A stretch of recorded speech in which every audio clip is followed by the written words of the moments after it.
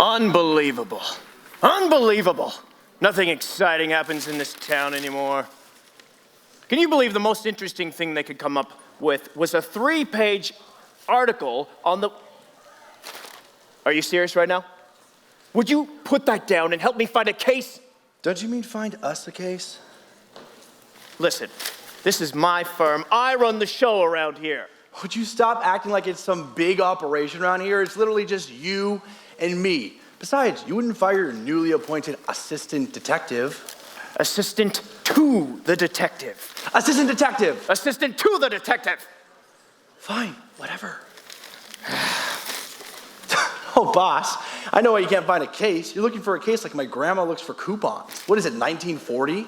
This is this week's paper. Oh, this week it was ages ago. Look, everything on here happens live. It's like news down to the minute. Ah, amazing. Did you see this one? Just a half an hour ago, a mysterious murder at the traveling circus. Listen, I don't do circuses, okay? Like, they're really weird and inhumane and creepy. I'm just not into that kind of stuff. Creepy? What are you, 5? Look, I just don't do circuses, okay? We'll find something else. Besides, I just ordered Uber Eats. It'll be here in a minute. What is Uber Eats? It's a food delivery system. Is that kind of like a telegram? I give up. Howdy. Oh, hey, is the food in your car or something, or? Pardon? You're the Uber Eats guy, right? No, Thatcher Williams, we spoke on the phone. Boss, you know how to use a phone? Ah, this is our new man. Welcome, Mr. Williams. New man? Word of your work on the Mr. Body case made its way out to Texas. I was very impressed. In my time as a Texas Ranger, I knew how to bring him in, knew how to shoot him dead, but I did not know how to prove him guilty. So I come here humbly as your apprentice to learn from the best. Well, you've come to the right place. All right. I'm the detective around here. Hi, and I'm the assistant detective. Hi. He's the assistant to the detective, Okay. which is me. That's what I said, assistant detective. Anyways, can you get us some coffee since you're the new apprentice or intern or whatever? Assistant to the detective! Okay. Well, I'm eager to get working on a case. I presume we've got a case to work on. Well, I'm kind of waiting here for something on... As a matter of fact, we do. There's a mysterious murder at the circus nearby. Well, that's perfect. Pitter patter, let's get at her. Pitter patter. Okay.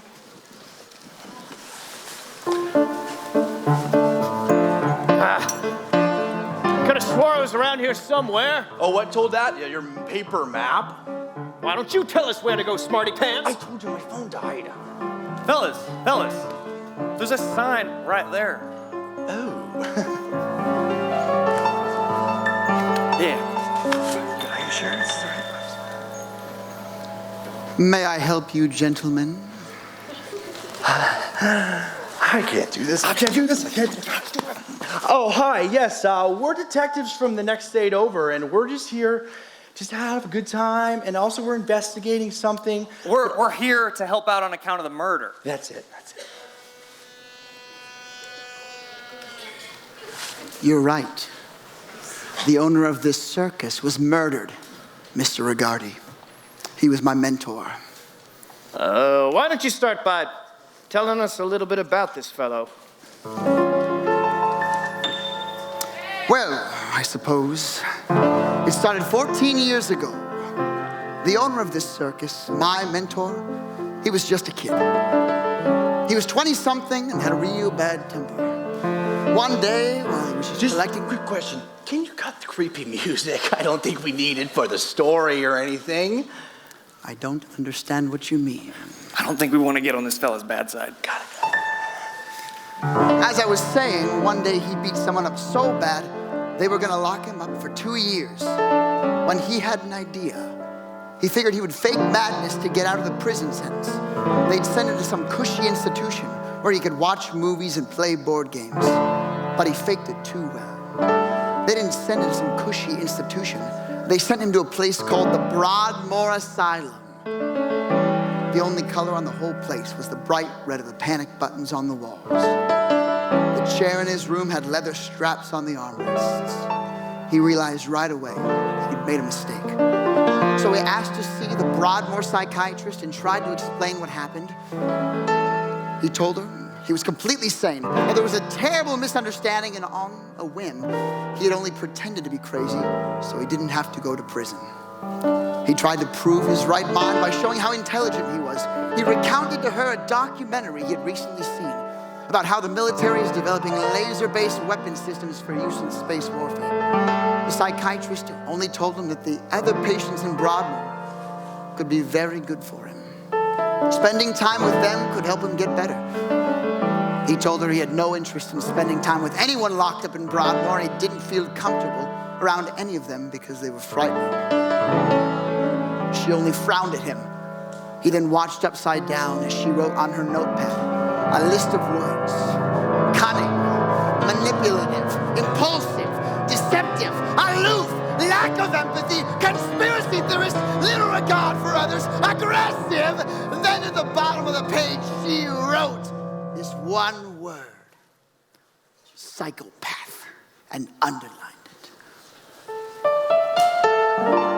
His prison sentence was supposed to be for 2 years.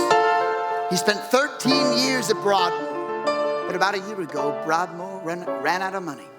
They closed it down and they let him out. But the first thing he did was find me. I was down on my luck, purposeless.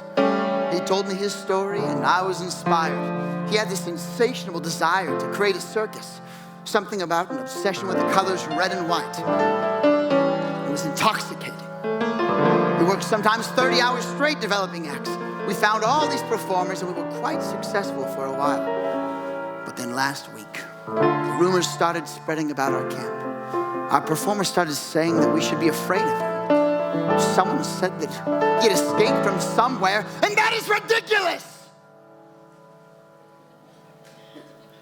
But we think someone may have tried to take matters into their own hands and save the circus from our owner.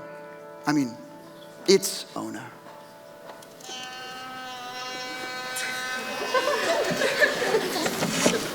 Well, fellas, the show must go on.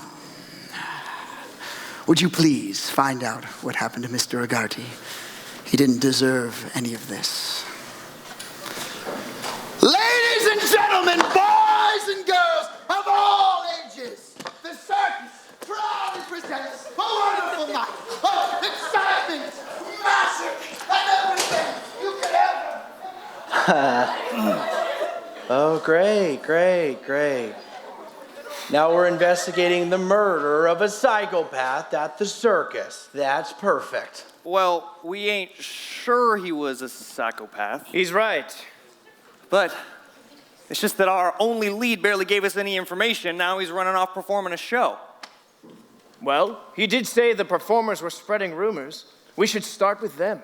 Of course. Why didn't I think of that? Why didn't you think of that? Well, it does seem ostensible that one of them had something to do with it. Oh, right. Ostensible. Yes. You know. Definitely Come on. a very, very ostensible situation. Right. Well, anyway, why don't we spread out and meet back here in 1 hour? I think I've got some friends who can help us out.